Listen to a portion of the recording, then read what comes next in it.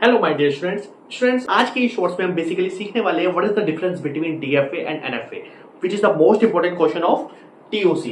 Friend देखिए, basically DFA stands for deterministic finite automata and NFA stands for non deterministic finite automata, right? And both are the type of finite automata. Students, second point is for each symbol there is only one state transition and here can be multiple transition. What does that mean? Student देखिए, for example के लिए if we are on Q naught state, right, for input A, there can be only one transition from Q naught.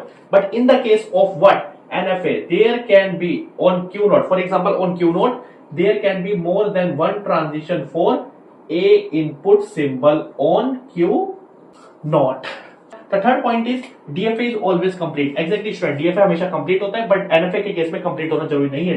The fourth point is DFA में students याद रखना कोई epsilon move नहीं होती, कोई नल मूव नहीं होती, बट NFA में हमारे पास नल मूव होती है। जब नल मूव NFA में अकर करती है उसको हम बोलते हैं epsilon NFA, right students? Fifth is the transition function में डिफरेंस होता है। वो क्या होता है कि on a particular state for a input symbol we move to a particular state, that is Q1.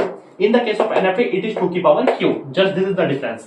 The sixth point is it is complex to design. Student, DFA को design करना कॉम्प्लेक्स होता है, बट NFA को design करना easy होता है। The last point is जितने भी DFA होते हैं स्टूडेंट्स वो सारे के सारे NFA होते हैं, बट ये जरूरी नहीं है कि सारे के सारे NFA DFA हो। आई होप स्टूडेंट्स ये सारे पॉइंट्स आपको क्लियर समझ में आ गए होंगे। इनको डिटेल में पढ़ने के लिए, डिटेल में डिस्कस करने के लिए आप मेरे चैनल को फॉलो करिए CS Geek for You और जाके देखिए इन टॉपिक्स के डिटेल में डिस्कशन, जहां पर हमने कॉम्पिटिटिव एग्जाम, अपने गेट और नेट के बहुत सारे क्वेश्चंस को डिस्कस भी करा है, इन टॉपिक्स को डिटेल में डिस्कस किया है। तो स्टूडेंट्स मिलते हैं अपने नेक्स्ट शॉर्ट्स में। Thank you so much.